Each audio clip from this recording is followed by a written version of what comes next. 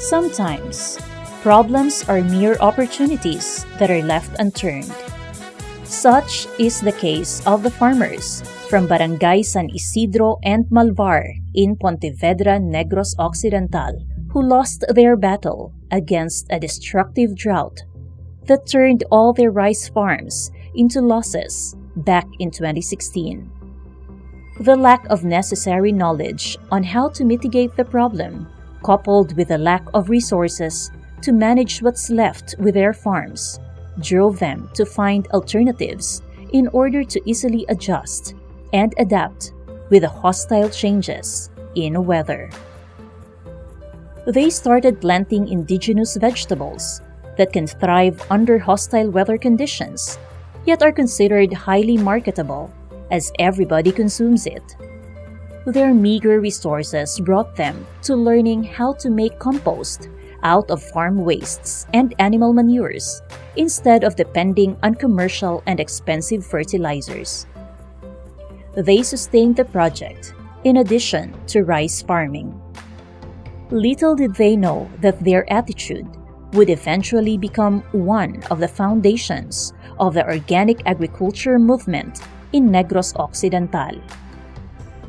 Fast forward to March 2022, the Adaptation and Mitigation Initiative Program, or AMIA, of the Department of Agriculture, Western Visayas, provided them additional help through technical support, programs, and infrastructure in order to further strengthen the foundations of the adaptable and sustainable organic farming that has been started. AMIA established the AMIA Village, which later became the Farmers Association, with 84 farmer members. They were introduced to the idea of communal gardens, other than the individual farms, owned and operated by the members. The Babuyang Walang Amoy technology, along with an intensified native chicken raising project, were initiated to provide the farmer members an additional and sustainable source of income. The farmers fed their native pigs with the available plants around, like Madre de Agua, bananas, and other grasses, without worrying about the money to buy feeds.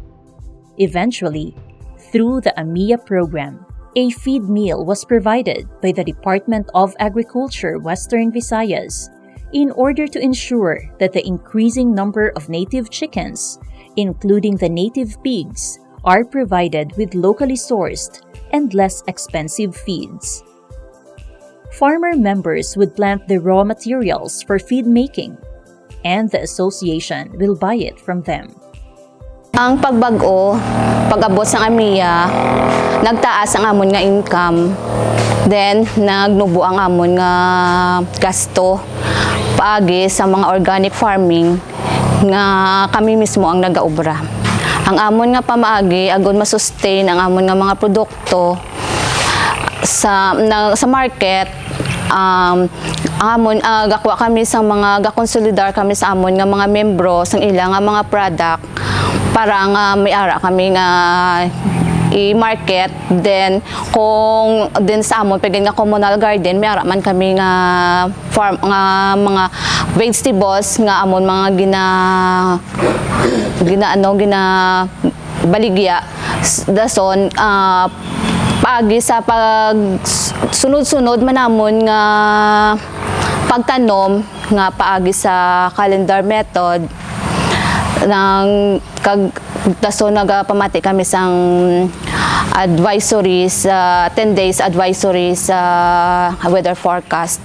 Amo na siya nga makatanom kami kung ano ang dapat nga namon itanom sa time sang tig-ilinit and kag ang time sang tig-ululan.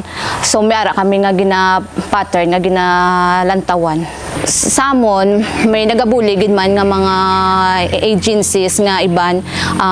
Ang first is CYMC, may MOA kami na nga agreement nga sila na sa ang nagahatag sa ang nagkuan sa amon sa establish ang mga research study nga nga mga parte sa mga technical CRA nga ginhatag sa amon ang amo na sa CYMC.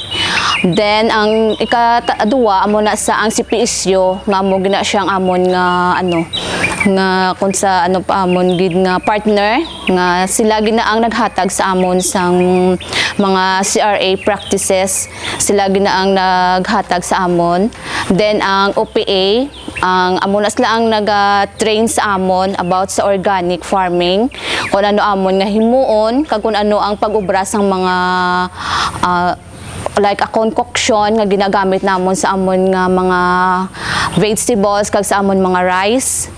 Then ang LGU is the best kay sila gid ang once nga may meeting diri sa amon, sila ang nagahatag sa amon sang annual fund nagahatag sila sa amon kasamon nga operate sa amon meetings and trainings. Then may ara man sila nga area nga ginhatag sa amon nga ginatindugan sa amon nga mga establishment. Then also ang BGNP nga may ara man kami nga agreement, marketing linkages, agreement for supplier sa amon nga mga vegetables.